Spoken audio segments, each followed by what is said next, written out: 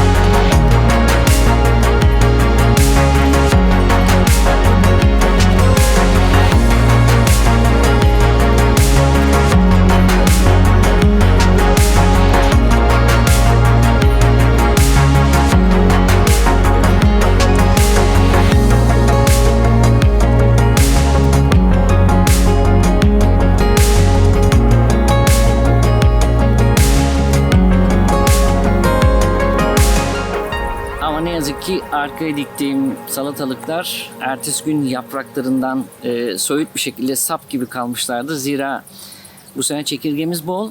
Çekirgeler sağ olsunlar o yaprakları kıtır kıtır götürmüşler.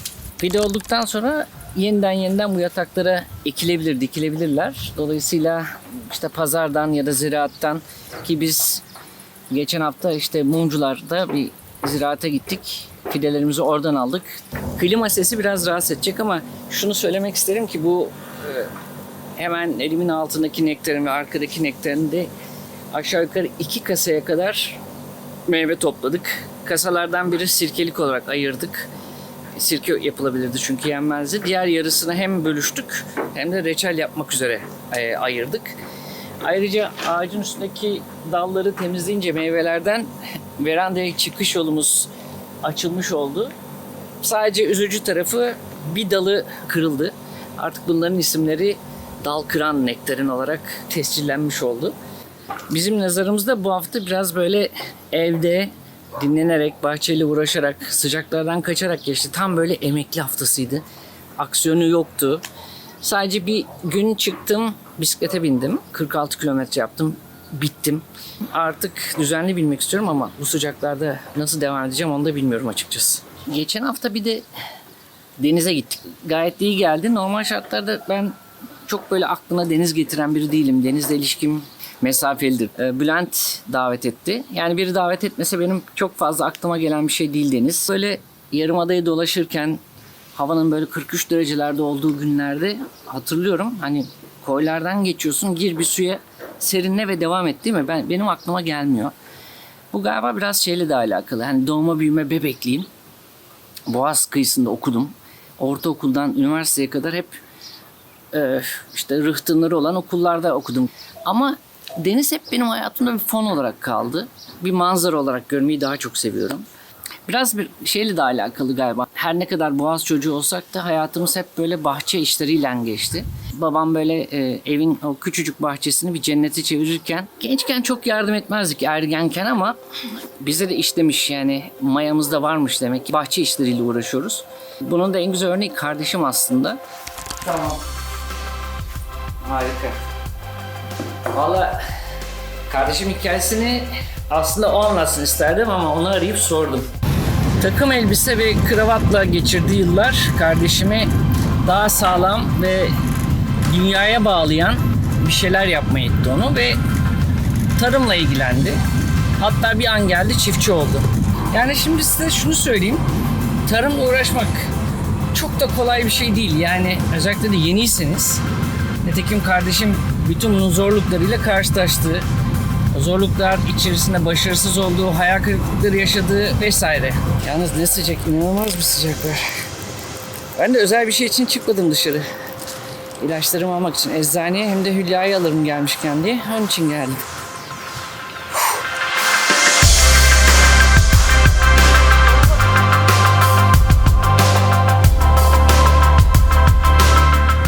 Bu büyük sarımsaktan tamam alıyorum. Yarın öbür gün kendi bahçemizde yetiştireceğiz. Kendi bahçemizde yetiştirmemiz lazım. Her neyse, nerede kalmıştım?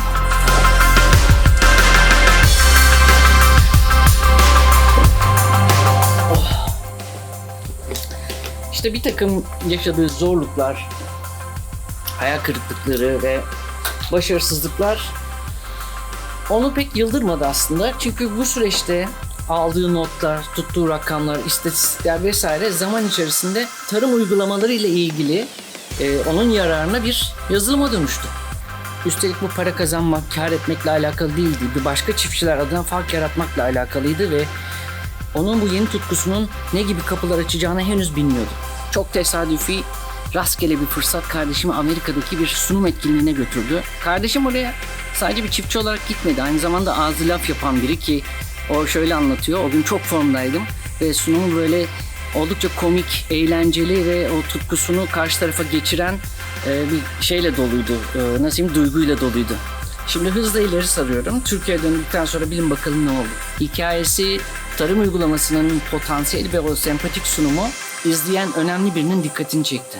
Bu kişi ona prestijli bir girişim hızlandırma programında yer teklif etti. Ki bu program oyunun kurallarını değiştirdi.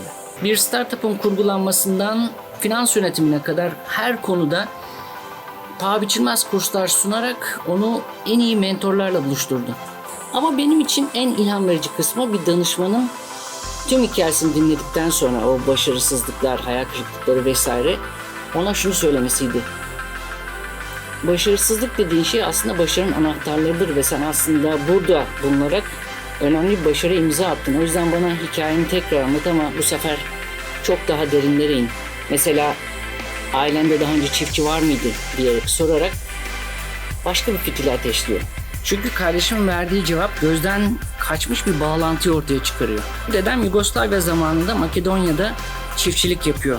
İşte püf noktası da burada zaten. Kardeşim bilmeden bir aile mirasını taşıyordu. Dedemin bıraktığı yerden onun izini sürüyordu. Bunun açığa çıkması, kökleriyle olan bağlantısı bu yeni adımının, yeni işinin kalbi oluverdi. Artık ilham veren bir hikayesi vardı. Yıllarca önce adım attığı, sağlam ve dünyaya bağlayan iş arayışı, azim, yenilik ve beklenmedik de olsa ailesinin tarımsal köklerine dönüş hikayesine dönüştü. Yani kısaca kardeşimin kariyeri, toplantı odalarından verimli topraklara uzanan, aynı zamanda dünyaya dokunan önemli bir eylem denilebilir. Bence ilham verici bir hikaye. Dolayısıyla aslında bizim genlerimizde olan bir şey toprakla uğraşmak. Ben çiftçi değilim, babam da değildi. Ama bir şekilde bitkilerle uğraşmak, sebze meyve yetiştirmek, ne bileyim toprakla uğraşmak, böyle çapalamak, sulamak falan bizim hayatımızı meşgul eden şeylerden biri oldu. Ben de bundan zevk alıyorum. Yani denize gitmek, Bodrum'un işte o deniz, gece hayatı, eğlence hayatı değil de benim için Bodrum biraz da galiba bu. Hani bahçeyle uğraşmak, toprak, bisiklete binmek, rakı içmek, keza muhabbet. Beni en çok mutlu eden şeyler bu. Herkesin Bodrum farklı, benimki de biraz böyle galiba.